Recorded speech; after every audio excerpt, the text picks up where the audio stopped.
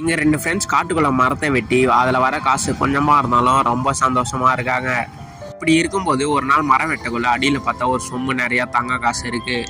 அவன் ஃப்ரெண்டை கூப்பிட்டு இங்கே தங்க காசு கிடைச்சிருக்கு இங்கே வா அப்படின்னு கூப்பிடுறான். இதை பார்த்து 2 பேருமே ரொம்ப சந்தோஷப்படுறாங்க. பண்ணுற கஷ்டத்தை பார்த்து கடவுளே கொடுத்ததா அப்படின்னு நினைக்கிறாங்க. இப்போ 2 பேரும் சரிசமமாக பிரித்து லைஃப்பில் செட்டில் ஆகிடலான்னு நினைக்கிறாங்க. ஆனால் இந்த நேரத்தில் ஊருக்கு கொண்டு போனால் யாராவது சந்தேகப்பட்டு பிடிச்சிருவாங்க. அதனால் நம்ம எப்பயும் போல இரவுலேயே போகலாம் அப்படின்ட்டு சொல்கிறாங்க. இது வரைக்கும் இது இங்கேயே மறைச்சி வச்சிடலான்னு சொல்கிறான்.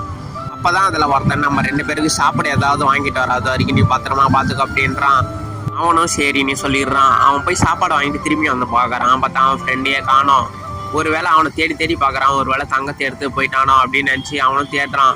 அப்பன்னு பார்த்தா அவன் பின்னாடி ஒரு கட்டையை எடுத்துகிட்டு வந்து அடித்து அவனை போட்டு தள்ளிடுறான். அங்கேயே மொத்த தங்கத்தையும் அவனே எடுத்துக்க ஆசைப்பட்டிருக்கான். அதனால அவன் உயிர் நண்பனையே போட்டு தள்ளிட்டான். ஒரு வழியாக அவனை போட்டு தள்ளிட்டு இப்போ அவன் வாங்கிட்டு வந்த சாப்பாடை எடுத்து அவன் சாப்பிட ஆரம்பிக்கிறான். அடுத்து கொஞ்ச நேரத்துலையும் அவனும் வயிறு வலி வந்து அங்கேயே இறந்து போயிடுறான்.